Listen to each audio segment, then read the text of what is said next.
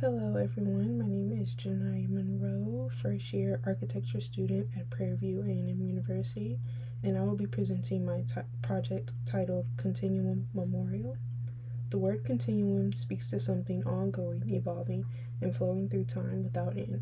For Prairie View A&M University, it represents the unbroken legacy of resilience, learning, and cultural strength.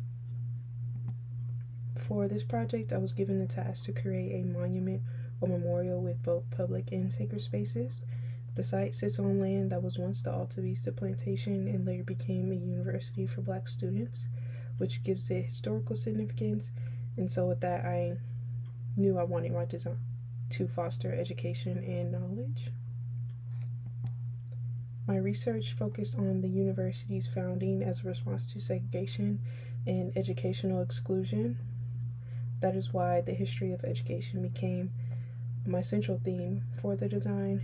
I was inspired by the fact that despite underfunding and the many barriers put in place against the Black community, Prairie View A&M rose to become a space for learning and leadership. The concept that emerged from this is journey and growth, and that shaped every design decision I made throughout this process. I was also able to tie back to the research I did in a group project on social justice about Elijah Muhammad, using the concept words authoritative and influential, for example, also further helped to shape some strong words I wanted my design to stand for. Black figures like Elijah Muhammad have led many people in the Black community to seek better education and have pushed the importance of seeking education. This inspired the part of my design paying homage to our ancestors and older generations before us. I studied many presidents also that inspired the way I wanted my design to look or feel. The echo of the mountain in Italy inspired the use of burnt charred wood to represent rebirth from destruction.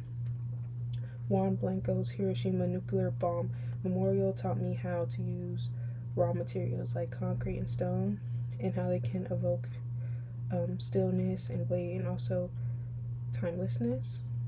Lastly, the Ba Asalam Mosque showed how the use of water and light can create a sacred space. Like I mentioned, the site is located at Prairie View A&M University. During my site analysis, I found the site offered many strengths, like room for symbolic entry paths and solar exposure, but also challenges like slope, traffic proximity, and flooding risk. These conditions shaped how I designed circulation, light orientation, and the materials I chose as well. And here we have the floor plan. As you can see, the public sacred space. In the opposite end, we have the private sacred rooms and restrooms, as well as a gathering veranda at the back of the space. Water became a guiding element for the memorial part of the design, inspired by the use of water in the Ba'a Salam. The water along the pathways flowed through the site like memory, healing, and education.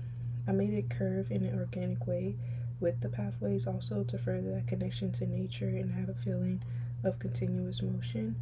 Also, tying back to my research on social justice, words like tenacious and visionary are also presents I use to shape how water is used.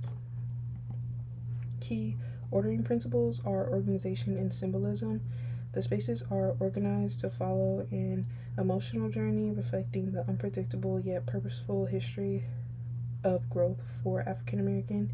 Access is defined by flowing organic pathways that avoid rickety symmetry. Hierarchically, the central sacred space serves as the primary focal point. The overall organization is in the interconnected spaces that gradually reveal layers of honoring history and education for African Americans. The design embraces complexity through multiple elements, blending symbolism and metaphor. Most of all, it emphasizes the significance of the land in historical context. It's meant to highlight the importance of our past while fostering reflection and understanding by combining symbolic gestures and metaphoric elements. It aims to honor resilience, growth, and journey towards progress. I wanted the paths to spiral like tree roots or rivers, mirroring growth and the non-linear path of education. The paths are divided into 4 branches, each representing one of what the university believes to be the core values of education: leadership, academic excellence, cultural diversity, and community service. There are 8 reflective stops, 2 per path, symbolizing past and present and honoring the unknown 8 students. I also researched a bit of the symbolic use of trees in African American history, how they were once tools of terror, and yet through resilience we've transformed them into symbols of shelter, growth, and continuation. These stops are also inspired by tree hollows. Tree hollows are natural craters formed in tree trunks or branches, providing shelter and a sense of refuge, which is how I wanted the seating along the pathway to feel. Each of the stops have a distinct material to reflect its associated value. Leadership used bronze to represent timelessness of leadership, and this material is also often used in statues. It also resists decay and symbolizes strength through exposure. Community service used brick because it feels warm and familiar, also tied to community labor and construction. Academic excellence used steel to symbolize structure, intelligence, and progress. Cultural diversity used cement-based terrazzo to show the blending of many fragments into one whole, symbolizing unity and diversity.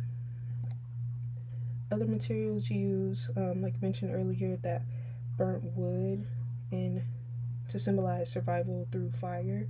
In Black history, fire was often a tool of racial violence, yet through the fire we emerged stronger.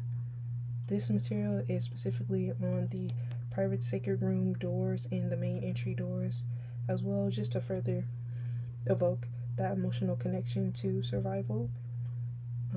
This material is also on the roof as well. As I mentioned, trees are very symbolic in African American history, so that is where the tree trunk idea was inspired from. It's located in the middle of the space, like right when you come into that lobby space. Majority of the structure itself is concrete and stone to make it feel very grounded and also show the weight of history and resilience under pressure. These materials also help with temperature stability. To differ from that, I used a rosy tone granite flooring in the public sacred space because I knew that materials like concrete especially can make a space feel really cold, so the sun would bounce off of that rosy tone flooring, making it feel warmer.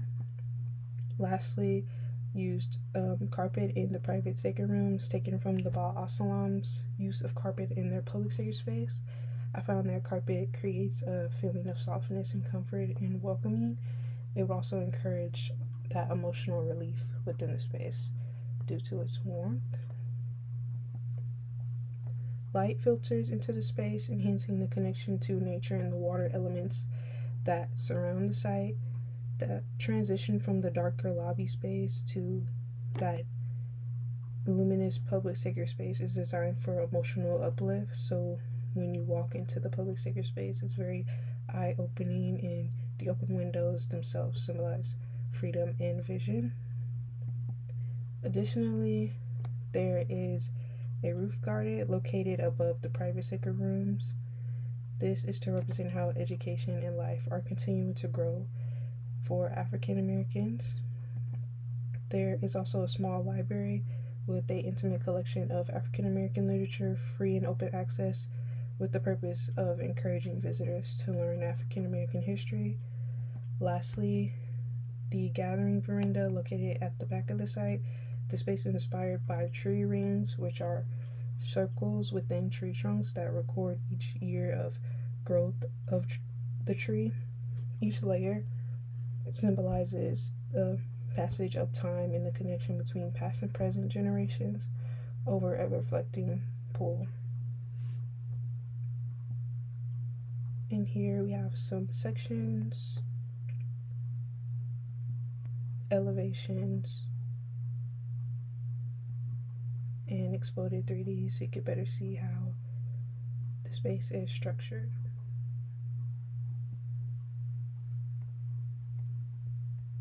Lastly, I wanted to show this memorial pathway at night.